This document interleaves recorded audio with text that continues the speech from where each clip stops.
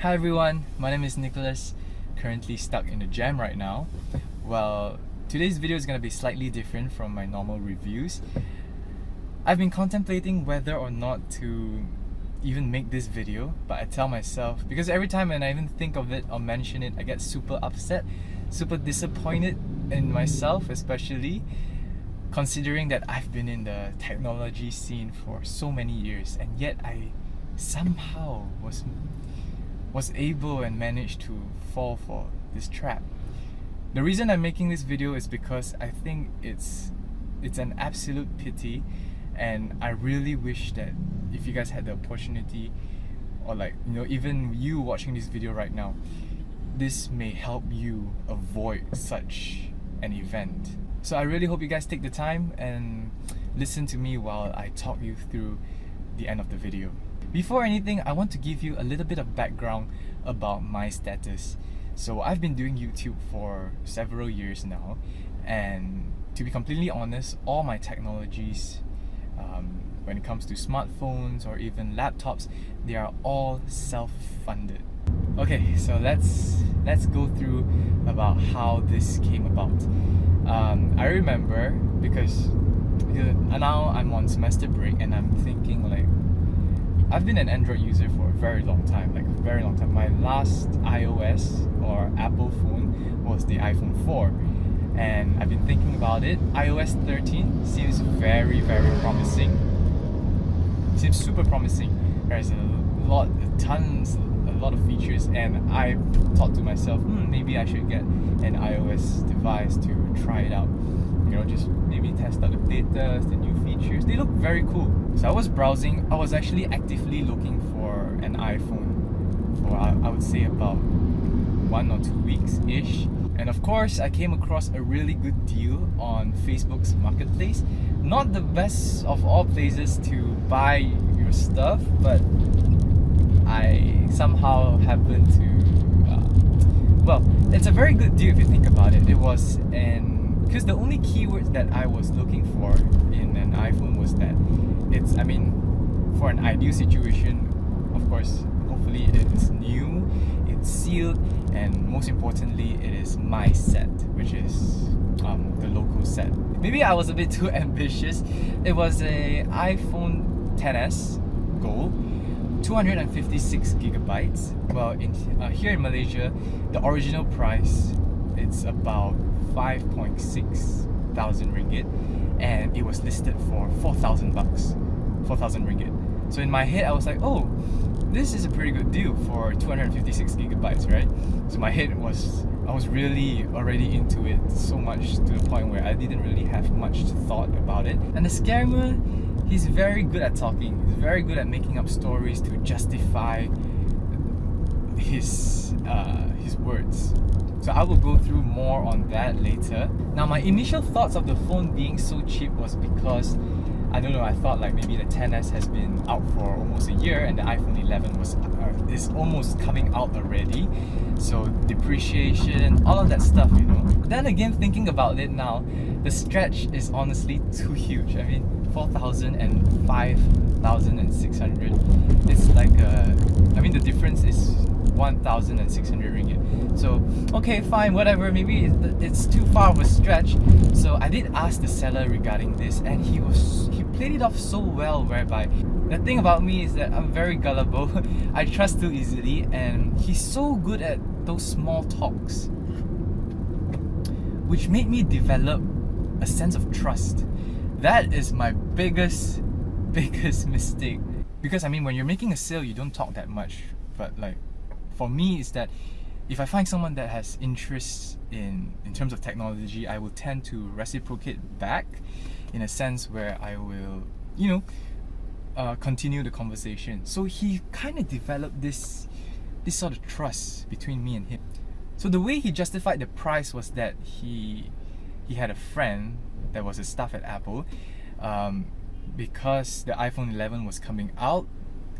There was a stock clearance, and because of staff price, it was that cheap.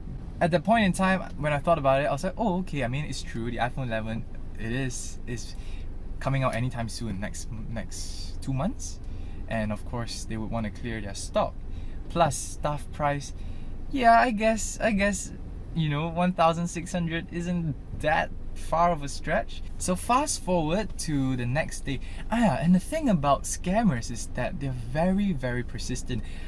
Actually, I didn't plan to meet, because I was looking at so many different articles. I really did not plan to meet up, but he was very, very persistent, and he sort of said like, oh, he has the stock and everything. So in my head, of course, I didn't think much. That was part of my mistake.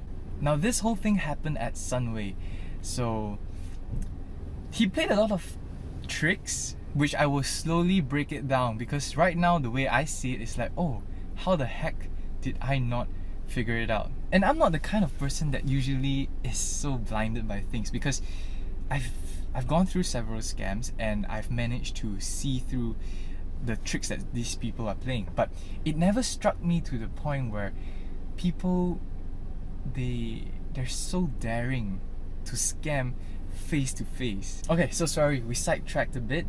Now at Sunway, so we planned to meet up at Sunway. He said he's gonna get the stock from machines, which was at Sunway. And then when we meet, he has like this official receipt, and he actually showed me the box itself. It was sealed. It was sealed very, very nicely. He said just to check the outside of the box, which is a huge mistake already. I didn't know why I did that, but and he said he had to do something. So he went out and left me at Subway, and he did came back. When I first met this guy, I already had this feeling of, I felt very weird, whereby his face didn't match up exactly to what he had in his WhatsApp profile picture. Okay, his WhatsApp profile picture has 3 different people, and the quality of it isn't very high. So the one nearest to the WhatsApp picture is a guy that is slightly plump. So I actually expected someone to be meeting up with someone that is slightly plump, but this is a skinny ass Chinese dude. That caught me off guard a little bit, and honestly there were so many red flags that I just seemed to miss at that point in time. So yes, he provided an official receipt. The IMEI number, the serial number matches to the box itself. The box was wrapped and sealed nicely. So of course I went to Apple Online and checked the warranty.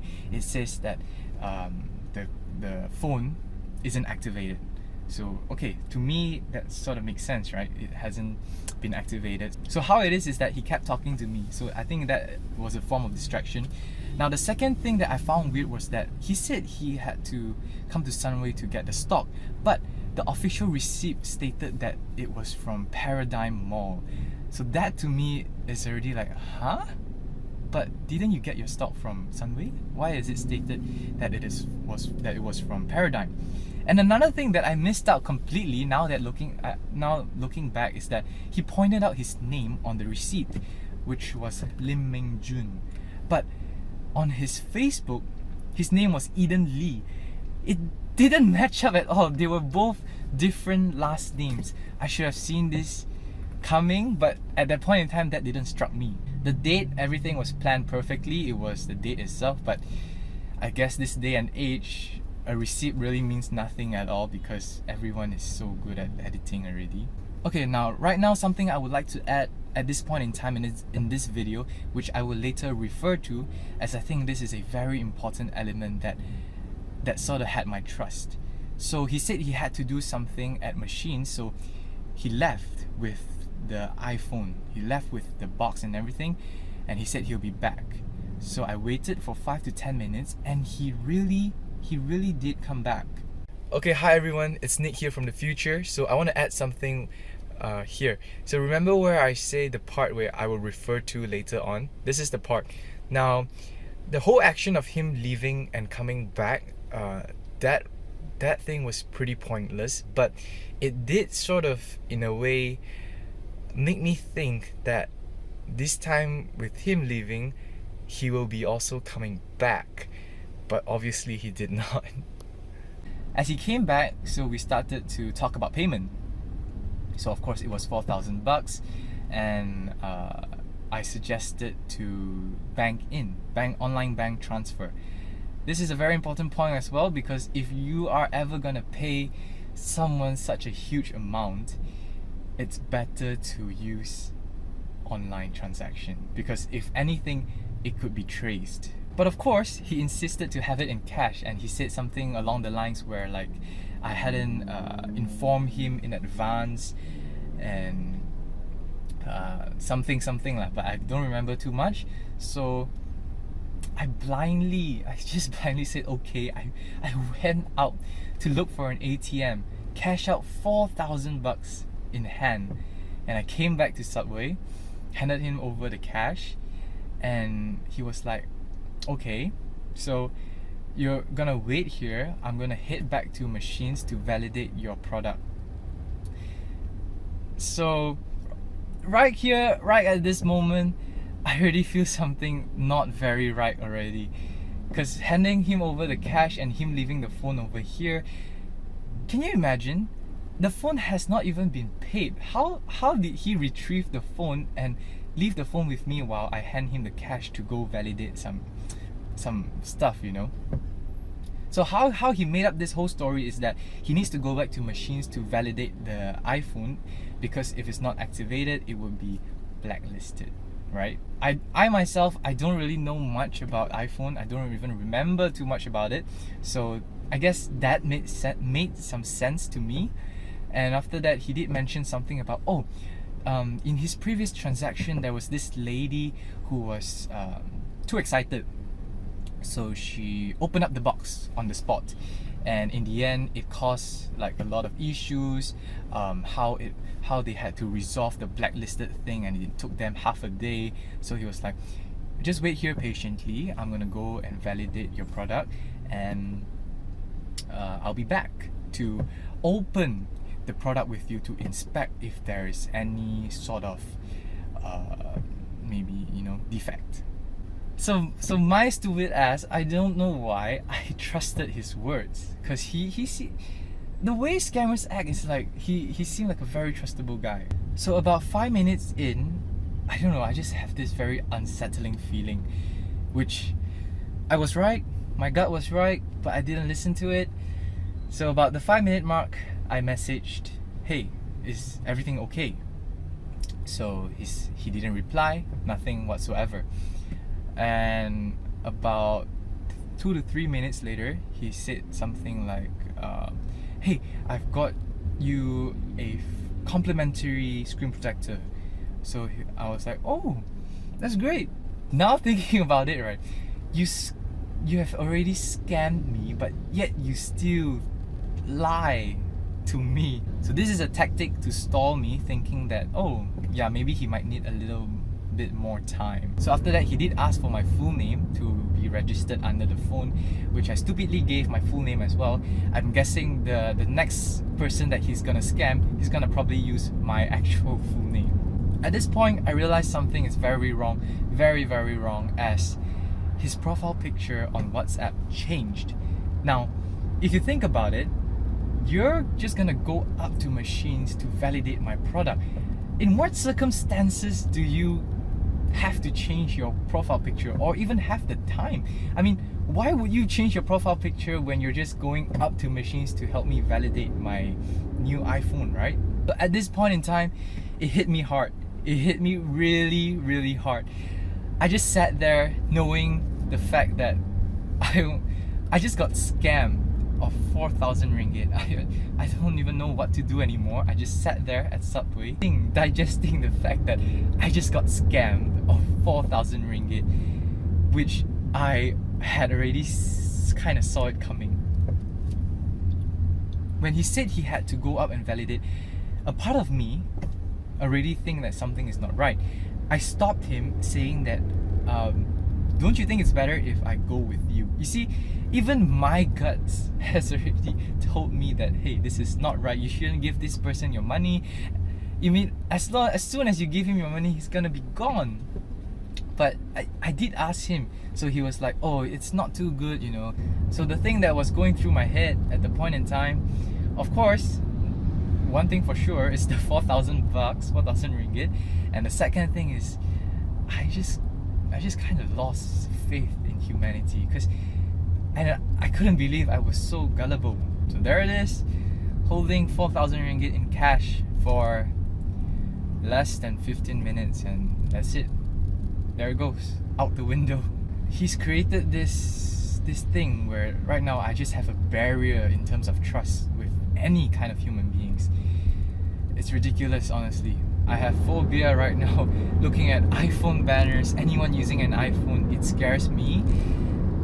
Just passing by Sunway, the mall, or even Subway, it's so bad. I get this sort of anxiety attack. So thankful to my best friend. He came along straight away. He was working, but he came along to help me, and we lodged a police report. So I've learned a couple of things from this experience, this very, very expensive experience, and I really hope that I want this to be a lesson that you guys will never have to go through, because it's very upsetting, it's very painful, and it's very embarrassing considering that I should have seen it coming. So first things first, if you're gonna deal with something expensive like this, definitely, I mean, if you can, do not pay in cash. Bank transfer, online bank transfer is definitely better, because if anything, you can trace back to whoever that you sent out to. But if it really had to be in cash, maybe take a photo, a video of the person's face, make a proof that the transaction has been made, or maybe even a photo of their identification card. So important. I wish I had knew this earlier.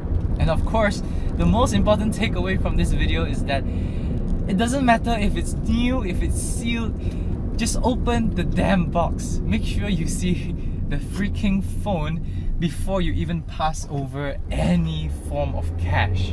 Huge mistake that I've made. It's such an expensive lesson.